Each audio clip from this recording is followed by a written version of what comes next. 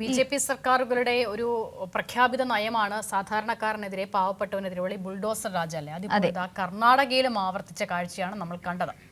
കർണാടകയിലെ ബുൾഡോസർ രാജിൽ പ്രതിഷേധം കനത്തതോടെ സംഭവസ്ഥലം സന്ദർശിച്ച് രാജ്യസഭാ എംപിയും ഡിവൈഎഫ്ഐ അഖിലേന്ത്യാ പ്രസിഡന്റുമായ എ റഹീം ഹൃദയം നടുക്കുന്ന കാഴ്ചകളാണ് കണ്ടതെന്നും കോൺഗ്രസ് നേതാക്കളുടെ മൗനം ഭയപ്പെടുത്തുന്നുവെന്നും എ റഹീം പറഞ്ഞു.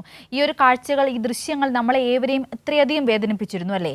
അതായത് ഒരു രാത്രി ഇരുണ്ട് വെളുത്തപ്പോൾ അത്രയധികം കുടുംബങ്ങൾ അവർ ആ ജീവിതം കൊണ്ട് സ്വരുക്കൂട്ടിയതെല്ലാം നഷ്ടപ്പെടുത്തി ഒന്നുമില്ലാണ്ടായി നിൽക്കുന്ന ഒരു കാഴ്ച. അത് എത്രത്തോളം വേദനാജനകമെന്ന് ഇന്ന് നേരിട്ട് കണ്ടിരിക്കുകയാണ് ഇവർ. നമുക്ക് ആ റിപ്പോർട്ടിലേക്ക് പോകാം. ഉത്തരേന്ത്യൻ സംസ്ഥാനങ്ങൾക്ക് പിന്നാലെ കർണാടകയിലും ബുൾഡോസർ രാജ് കോൺഗ്രസ് സർക്കാരിന്റെ നേതൃത്വത്തിൽ നടന്നതിന് പിന്നാലെയാണ് രാജ്യസഭാ എംപിയും ഡിവൈഎഫ്ഐ അഖിലേന്ത്യാ പ്രസിഡന്റുമായ എ റഹീം സംഭവസ്ഥലം സന്ദർശിച്ചത്.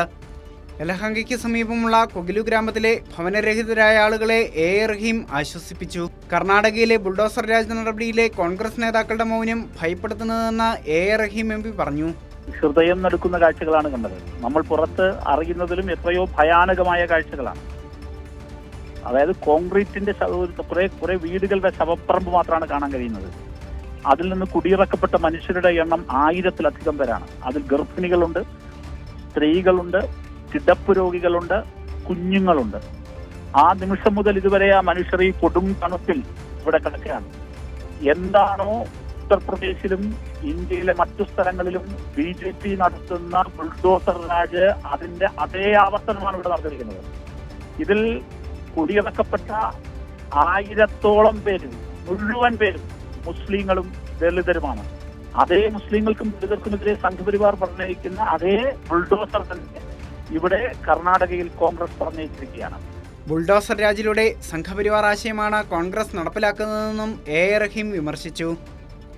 ഡിവൈഎഫ്ഐയുടെ കർണാടക സംസ്ഥാന നേതൃത്വവും എ റഹീമിനൊപ്പം ഉണ്ടായിരുന്നു. കൊഗിലു ഗ്രാമത്തിലെ ഫക്കീർ കോളനി, വസീം സ്ട്രീറ്റ് എന്നിവിടങ്ങളിലെ 200-ലധികം വീടുകളാണ് ശനിയാഴ്ച പുലർച്ചെ ഗ്രേറ്റർ ബംഗളൂരു അതോറിറ്റി ബുൾഡോസർ ഉപയോഗിച്ച് തകർത്തത്.